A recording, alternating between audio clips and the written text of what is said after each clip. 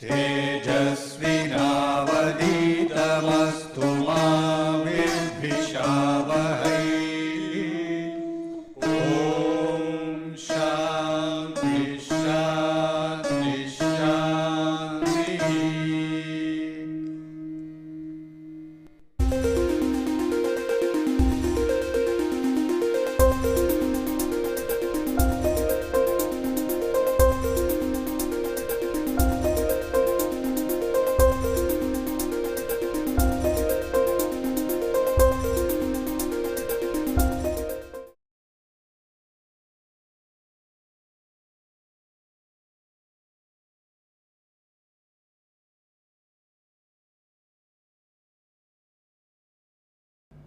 Good morning. Last time I hope I gave a fairly good feel for how an electromagnetic wave enters a conductor and dissipates. And from the descriptions I gave, I hope you understood that an electromagnetic wave, when it meets up with a material with sigma not equal to 0, that it decays exponentially and also propagates. So, it has both a real component which gives it a wavelength and an imaginary component that gives it a decay. And my conclusion from all this was that material bodies like circuits can absorb these waves, and I just suggested that if they can absorb them, they can also emit them. Now, what I am going to do is change tacks and go back to looking at a material body by itself. So, I am going to now look at the problem where I have, for simplicity, a bar, a plate. The plate, these are my coordinates x and z. This is x equals 0. So, x equals a over 2 and minus a over 2, and I have applied an electric field in the z direction and I have a current I.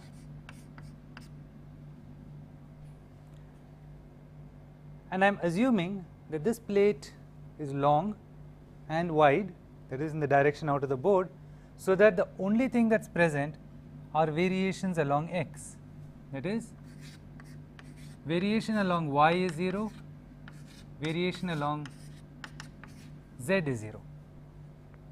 Current is flowing in z, but it is not a different distribution here, then here, then here. It is the same distribution as you move in z. What I do not know is how this current is moving. I assume that the applied electric field, which must be uniform because I have assumed nothing is varying in z, takes the form the electric field E is some E z which is a function of x along z. I am allowing them to be functions of x. Because this is a material and the material has a conductivity sigma, it means that the current density J is also in the z direction and it is equal to sigma E, which is sigma E z of x. Now, additionally, I am assuming both of these are functions of time. Up to now, when we did this problem, we did it in statics.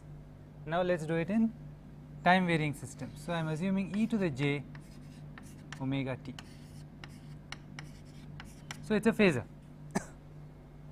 So, naturally, I would take the real part or the imaginary part of this to get the actual electric field and the actual current.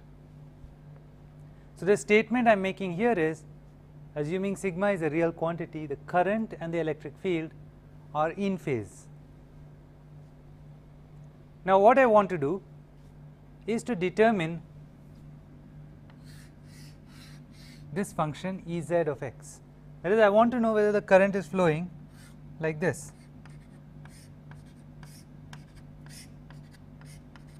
or is it flowing like this, or is it flowing like this.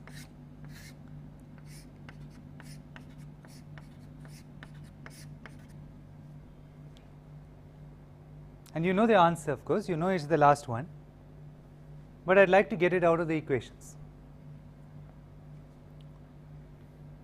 Now, when I made this assumption that the electric field is only in the z direction, I am assuming that there is no electric field that is in the x direction, which means that there is no oscillating motion of charges which are breathing outwards and inwards.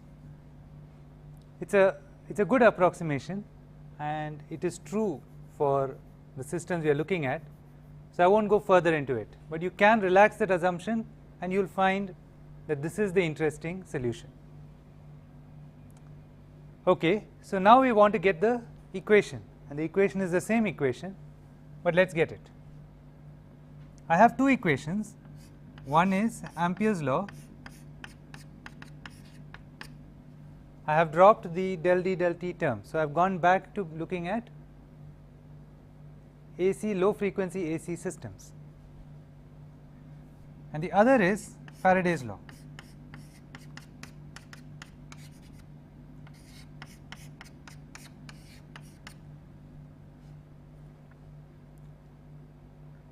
Now, since I am interested in the current, I am going to get an equation for the current rather than for the magnetic field or the electric field.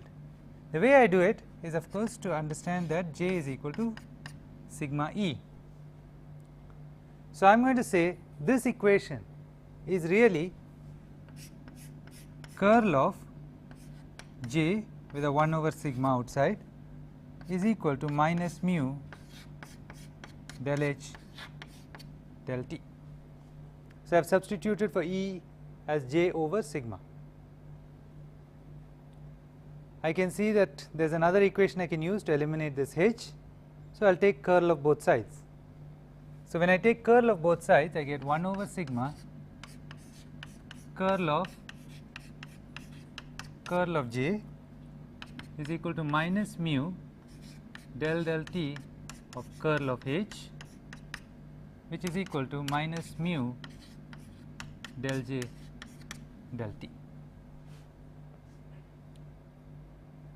Now, we are used to this curl operator, so we know what it is. This is equal to gradient of divergence of J minus del square J is equal to minus mu sigma del J del T.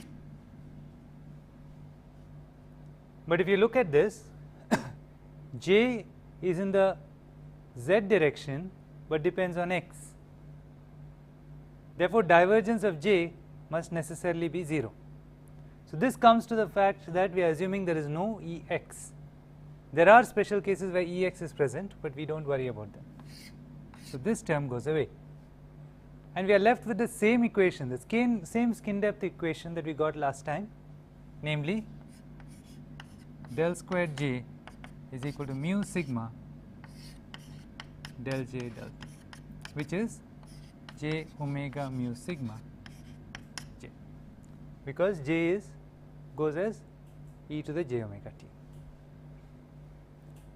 Now, do not get confused between this current density vector and square root of minus 1. I ought to write this in a different way, but I am hoping that you won't get confused. So, I want to solve this equation, which is the same equation. So, we know that we have already seen one solution of it, but now I want to solve it in a different sense. I want to solve it for this geometry. Now, since I am driving current through this plate, there is no reason why what is happening at this wall should be different from what is happening at this wall. I expect a symmetric solution. So, I do not expect a solution that will look like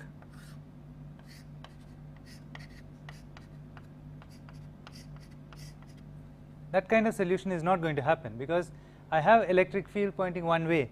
So, the current can't point one way to the left and one way to the right. So, this kind of solution is not possible. All solutions that I get must be symmetric.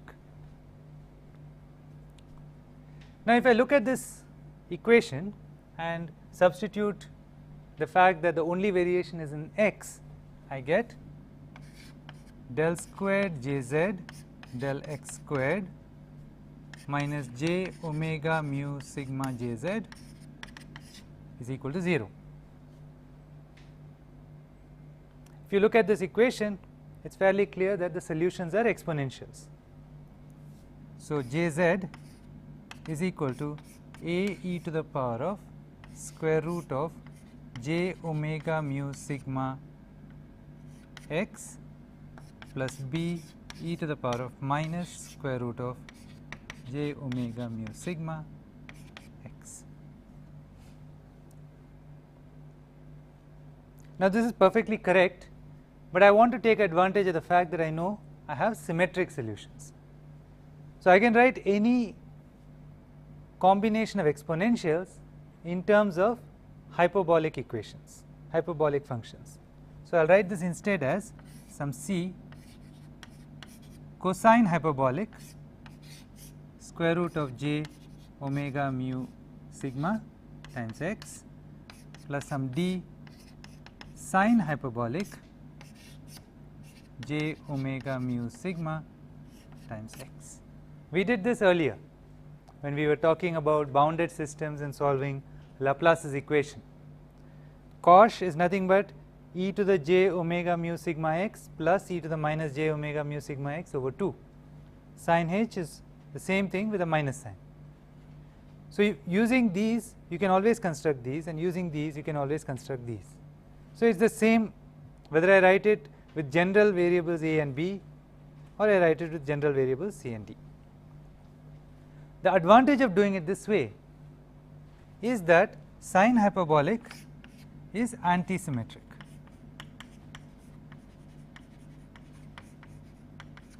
And cosh hyperbolic is symmetric. Since I know the solution I am looking for must be symmetric, I can throw away the solution directly. I do not have to worry about it. The sine hyperbolic will look like this. It will be one sign for positive x, one sign for negative x. So, my solution in J, jz of x is some constant times cos hyperbolic of the square root of j omega mu sigma times x.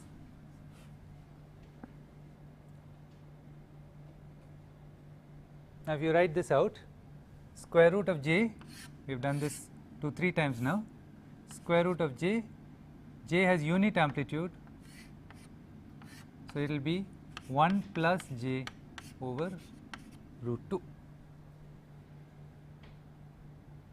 Another way of seeing this is j is equal to e to the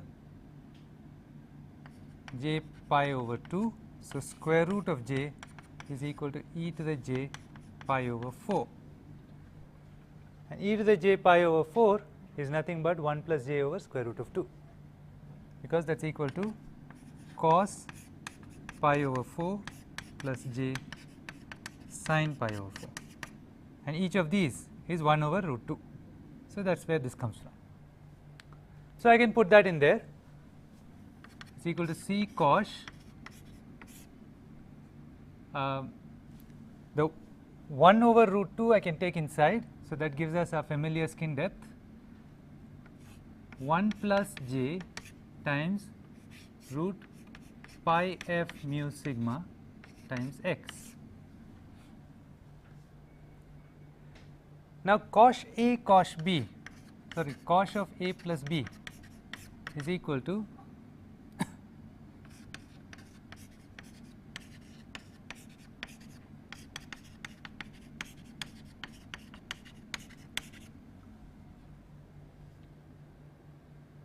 just the addition rule for hyperbolic functions.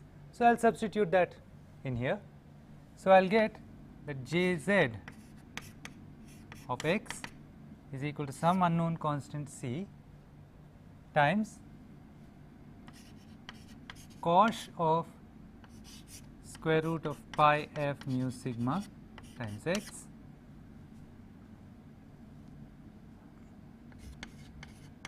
cosh of j root pi f mu sigma times x plus c times sin h of pi f mu sigma x. I hope I am not making a mistake. Sin h of j root pi f mu sigma x. I am just applying this formula here. Now, cosh of j anything is equal to j cos of the same thing. Sin h of j anything is equal to j sin of that thing. We can confirm that cosh of jx is e to the jx plus e to the minus jx, so there is no j here, sorry, divided by 2. So, that is nothing but cos.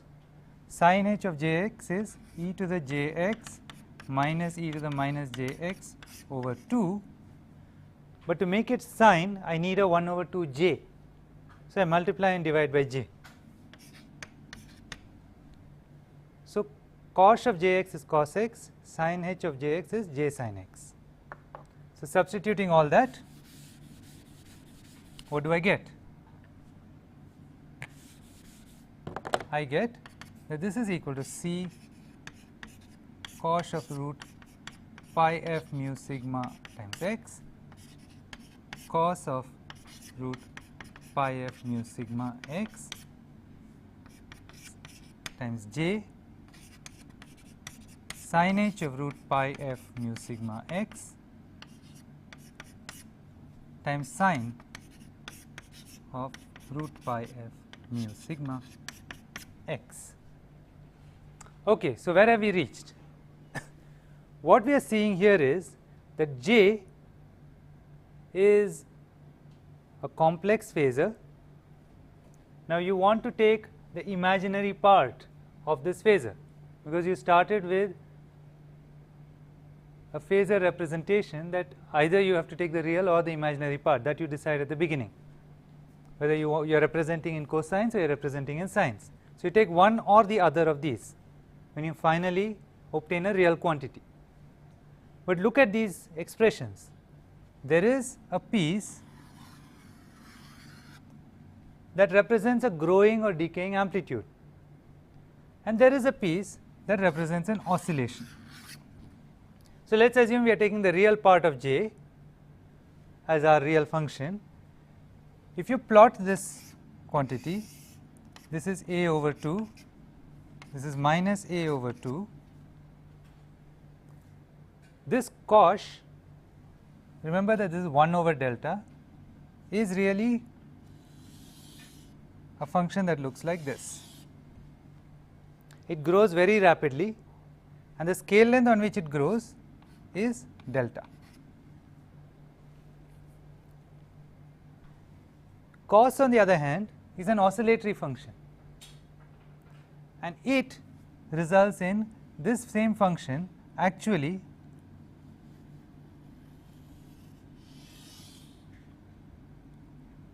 doing something like that.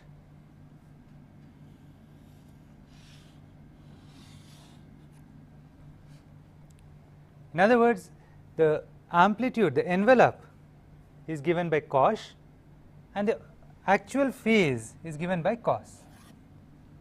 This is very similar to what we got last time, because last time we had a wave that was coming in from the wall into the wall.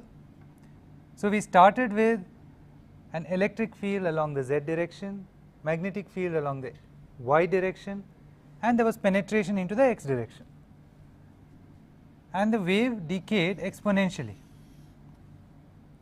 Now, we have got a different viewpoint of this problem. There is no wave anymore. Instead, we are driving current through a plate. When we drive current through a plate, we get exactly the same picture. Once again, we have a wave that is both oscillatory and decaying, except it has to be symmetric, because there are two walls and there is no reason to prefer one wall over the other. And what you find is that the current is mostly at the edges.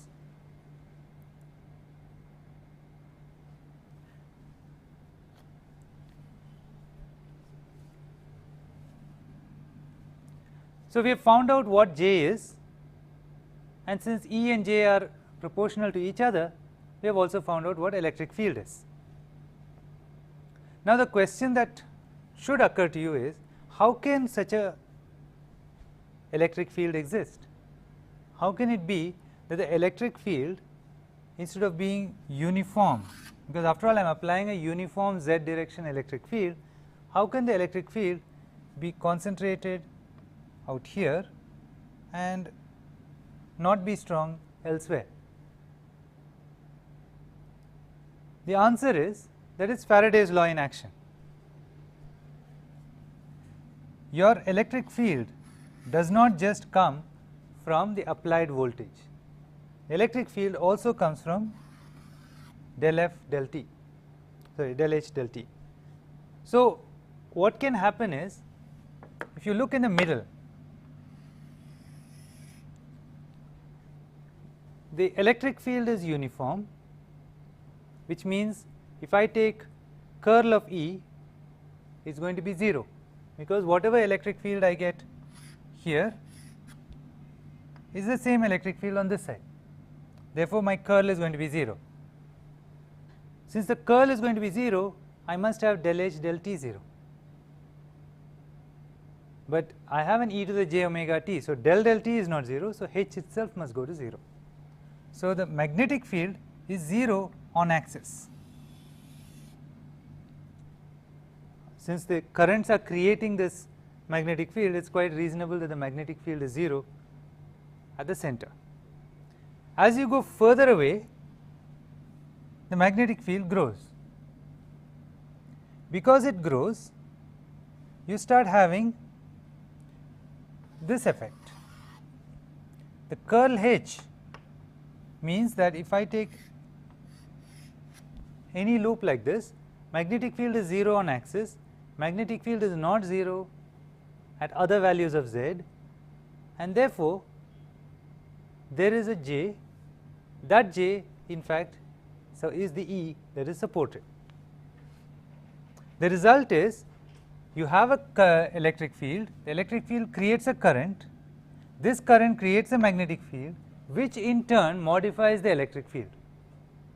What is the effect of this modification? The magnetic field is into the board or out of the board.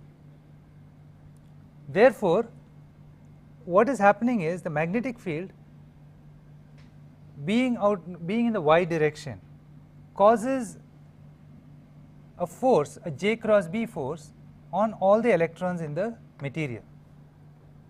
Therefore, the electrons, the moment they bear current, are forced due to this J cross B force to move outwards. The result being that the current prefers to go along the side of the wall, leaving the middle empty.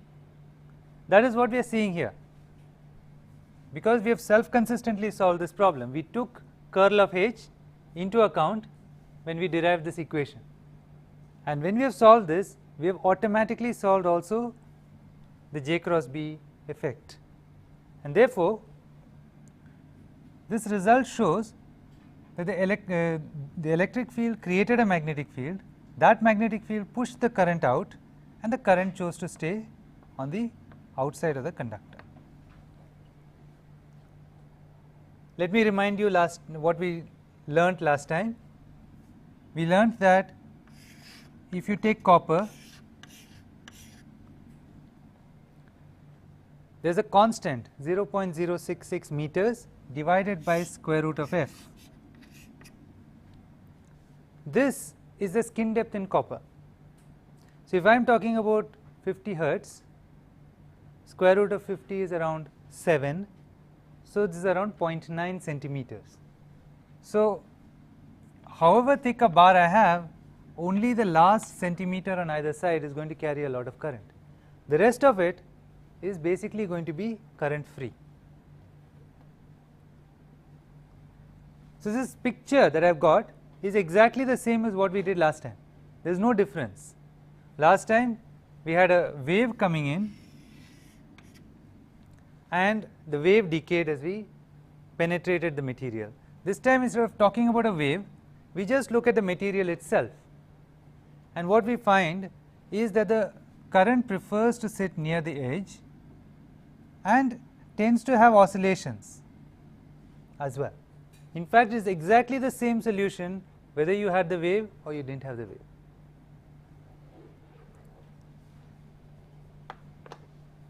Okay.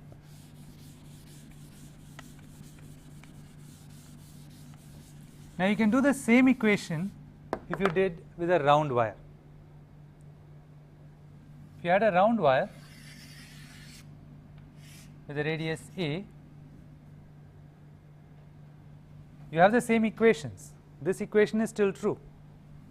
So, del squared j is equal to j omega mu sigma j, where j is equal to jz, which is a function of r, but not of theta and not of z, and it is along the z direction.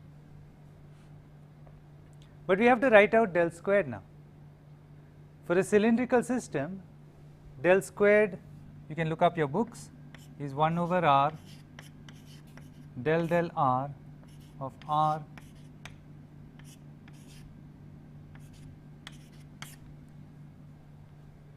So, this is the operator in the r direction. There is no operator we need to keep.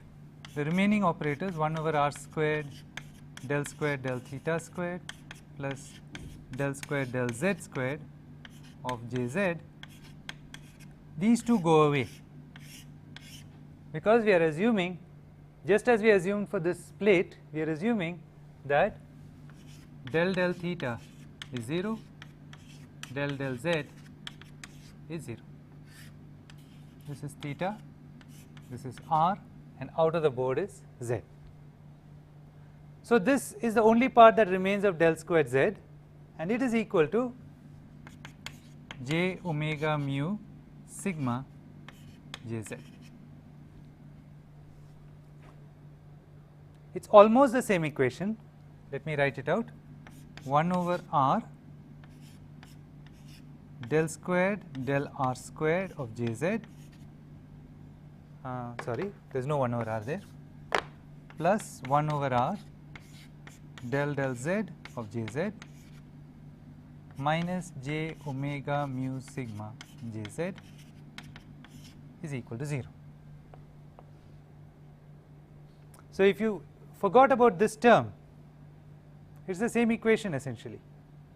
It is the same equation. So, this is what cylindrical geometry has done for you. It has added one new term, because when you take this del r and act it on r, then you will get a 1 over r del jz del r. If you act it on del jz del r, then you get this term, which is the original term. The solution of this equation is actually in terms of what are called Bessel functions. And the answers are j0 of square root of j omega mu sigma r, some a times this plus b times y0 of j omega mu sigma r. The j's are like cosines, the y's are like sines, and more importantly the y actually blows up at r equals 0. So, similar to those arguments, we throw away this one and we keep only this. And in detail, you have to work out what this function looks like. But if your wire is large compared to the skin depth delta, it turns out j0 of j omega mu sigma r does not look any different from this solution. It looks in fact the same as the solution. So, there is some difference here, but this portion is identical whether it is the plane Cartesian or it is cylindrical. However, when delta becomes large compared to the radius of the wire, then you have to take this full expression and you have to work it out. I introduced this only to mention that the cylindrical problem is no more difficult than the Cartesian problem. It is the same problem, and in both cases what we are seeing is a wave entering in the from the sides to the middle. Now, if we try to do E cross H for this problem, what do we find? There is an oscillation. This oscillation does not dissipate any energy. It corresponds to E cross H going in and out. Part of the energy is getting dissipated due to J dot E. This corresponds to E cross H going inwards. So, you will see both these terms present.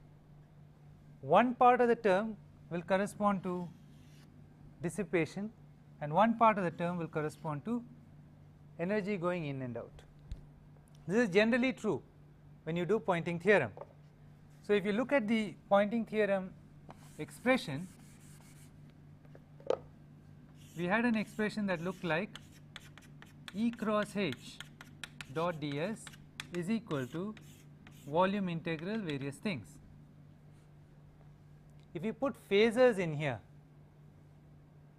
and we rewrite this equation, I will do it next time, but I am just anticipating the answer.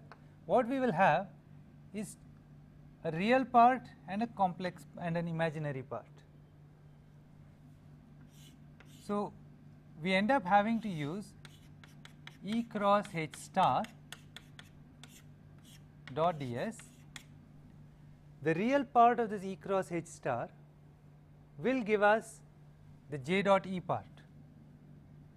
So, the J dot E part is real part of E cross H star, which is actual power transmitted.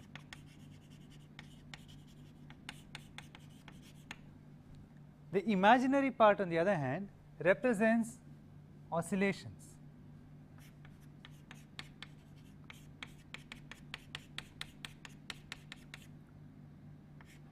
It represents reactance.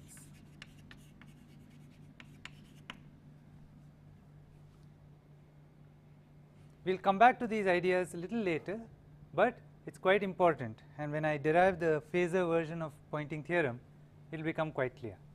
But you have to understand here itself, there was both a decay due to the amplitude and an oscillation due to the phase. So, when you take E cross H and average it, what we find is that there is a piece that is matched in phase. So, the average does not go to 0, and there is a piece that is 90 degrees out of phase, which does go to 0. And when you do the averaging, the piece that goes to 0 represents reactance, and the piece that does not go to 0 represents power transmitted.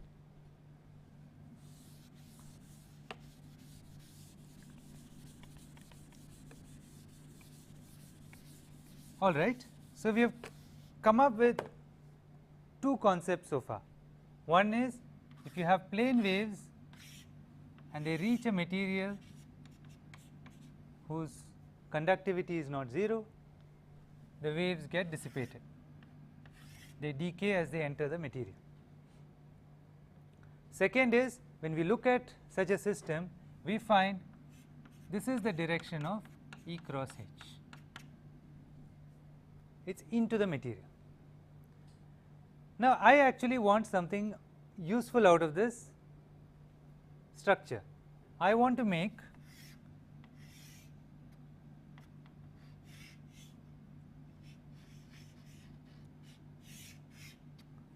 a bulb glow by having radiation come on this plate. Now, a bulb glowing is only an example. If I can do this, then I can put an electronic circuit here and make use of this radiation.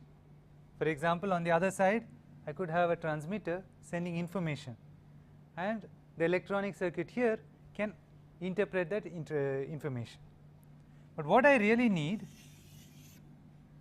is a way of getting this wave energy not into the plate, but into the circuit. Why is that a big difference? Well, if you look at this, the energy of the wave goes into the plate and becomes heat. There was no information transfer. All that energy did was it made the plate hotter. It did not cause a current to flow in the outside circuit. For a current to flow in the outside circuit, you need something more. And what I want to discuss for the rest of the lecture is just what it is that you need, and it's going to give you a sampling, a taste of what goes into the theory of antennas.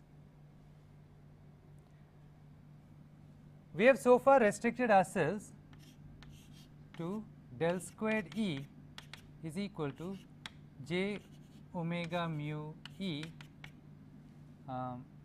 plus omega squared mu epsilon.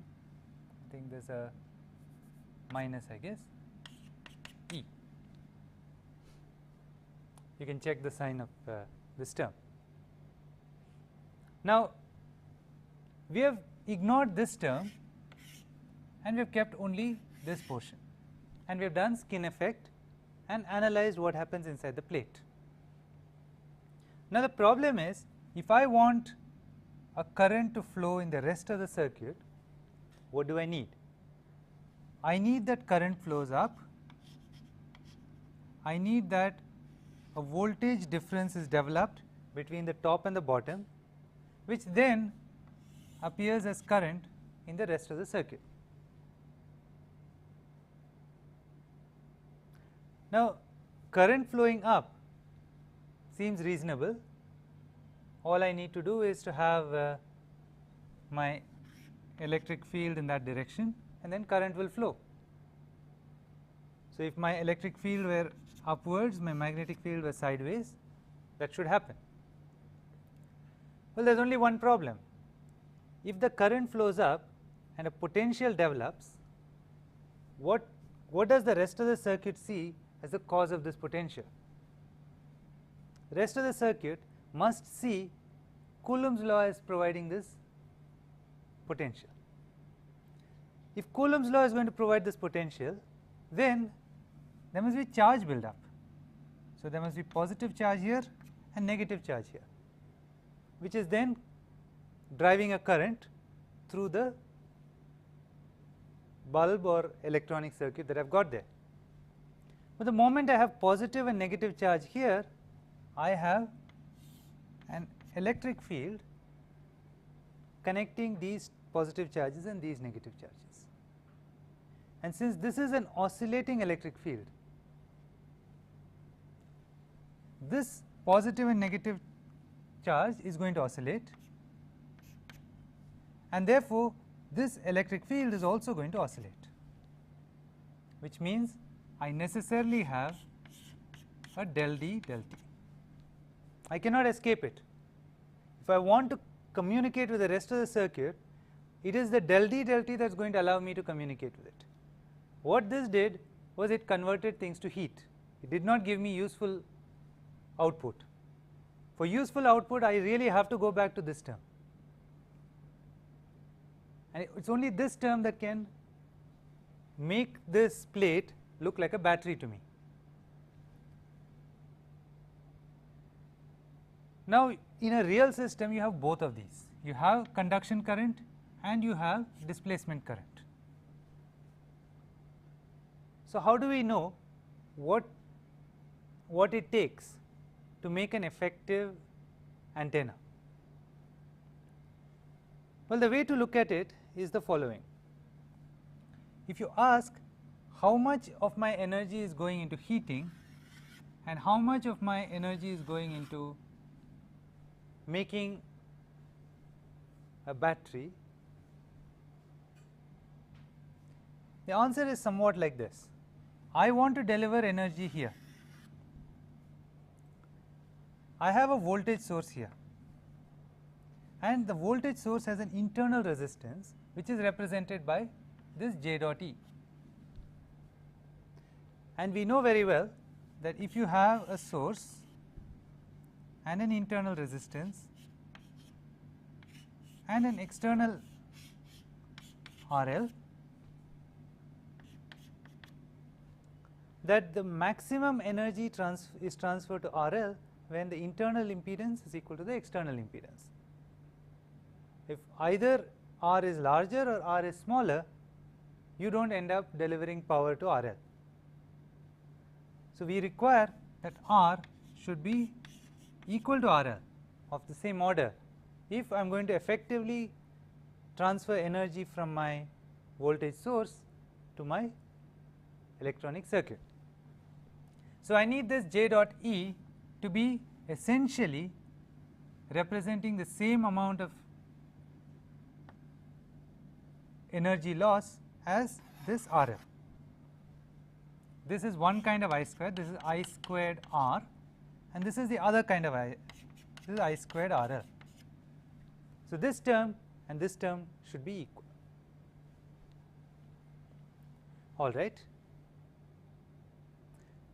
Now, the problem with this is that RL is given to me. It is something, it is my electronic circuit. So, when I take this system, the current that is going to flow here has this IV characteristic, V is equal to I RL, which means the amount of charge separation I require is determined by the external circuit.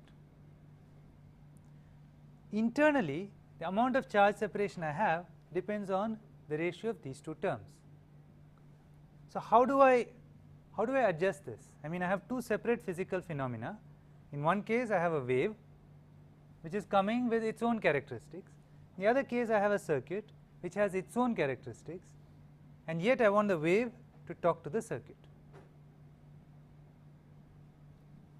So, I want to have one more adjustable knob, so that I can adjust the ratio of the amount of J dot E produced to the amount of del D del T produced. Now, this is where antenna theory comes in. The picture I am going to draw is not quite reasonable, but it is the best way of looking at it. Supposing I had my wire, and instead of connecting both ends of my plate, I connected only one end to my electronic circuit.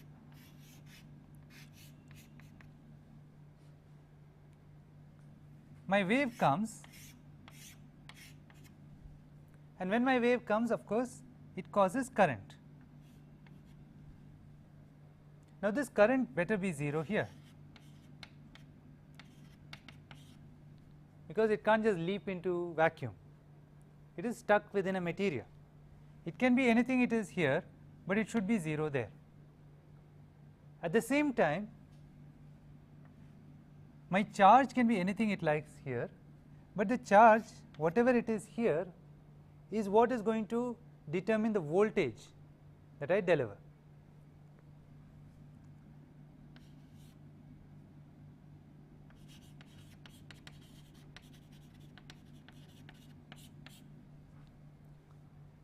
So, rho determines V and J determines I.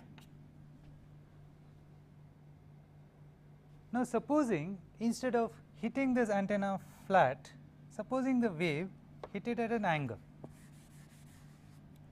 supposing it hit it like this. Now, you can see what would happen is that this J, due to this part of the field, has one sign, but due to this part of the field has the opposite sign, and due to this part of the field has the same sign. So, within this wire the J would start having a shape.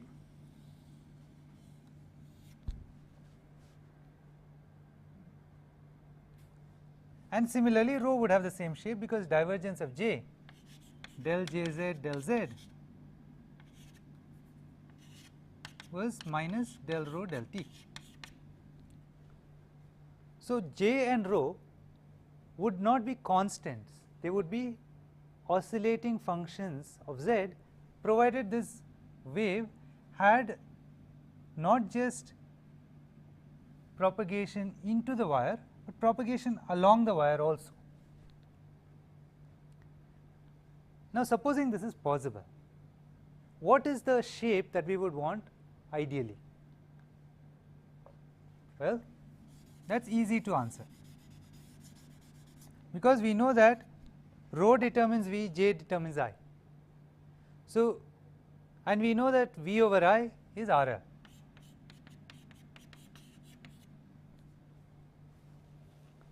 So, what we would want is a current that started at 0, grew to something, at the same time, because the current is 0, your charge density is maximum,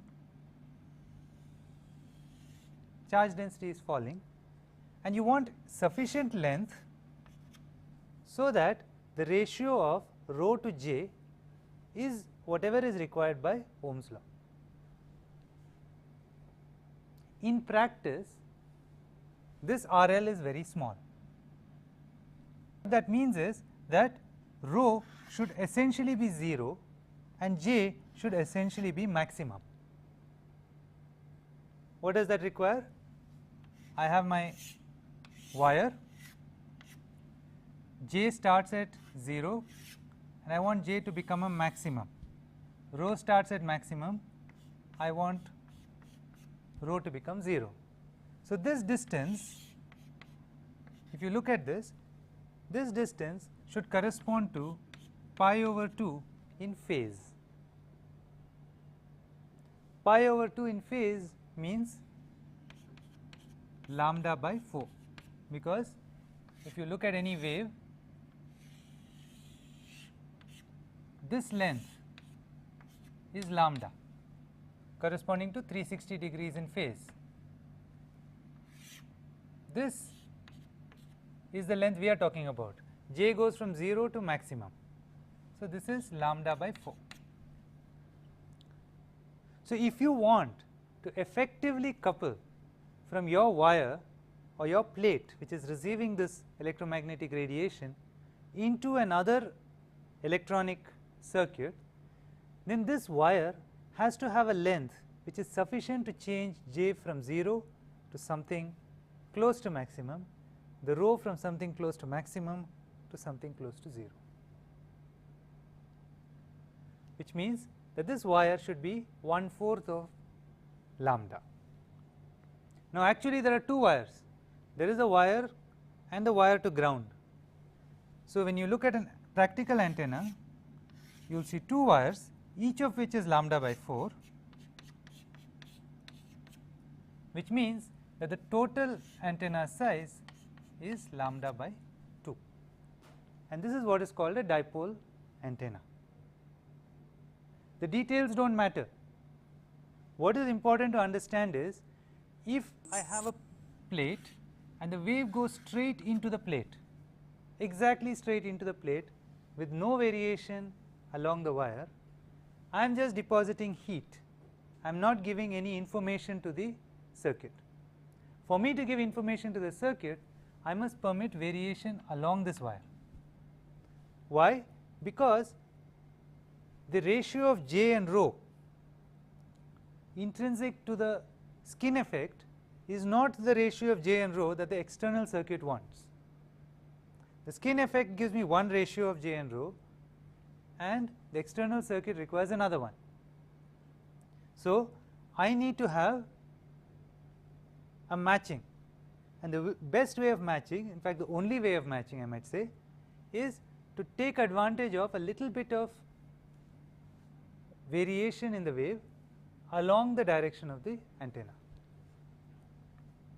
So, the wave in fact varies along the antenna as well as into the antenna. How much variation is required? That is a practical matter. It turns out that external circuits can't match very well out here. They need to be more like this, where current is at a maximum and charge is at a minimum. So the length of an antenna that matches well is lambda by 4, and you need 2 wires, each lambda by 4. So the length of any good antenna is lambda by 2. Now think about this. You have your cell phone, and your cell phone is 2-3 centimeters long. The frequency at which the cell phone works is about a gigahertz, and a gigahertz in vacuum is a wavelength of 30 centimeters, which means lambda by 2 is 15 centimeters. But your entire cell phone is so small, frankly I am not sure how people talk. It barely reaches out of your ear. How does a 15 centimeter lambda by 2 antenna fit into this little device? What they do is to wrap this antenna back and forth, back and forth, back and forth inside this cell phone. Details of those kind belong more to an antenna course, to a design of antennas course, so we won't cover it here. But what is important to understand is that this fundamental requirement, that you must have variation along the wire in order to usefully extract power or usefully radiate power, cannot be avoided. It is the fundamental requirement of all antenna design, and no matter how advanced a course you go to, the picture is not going to change. You still require that your current go to maximum, your charge go to near 0, and therefore you require something like a lambda by 2 antenna.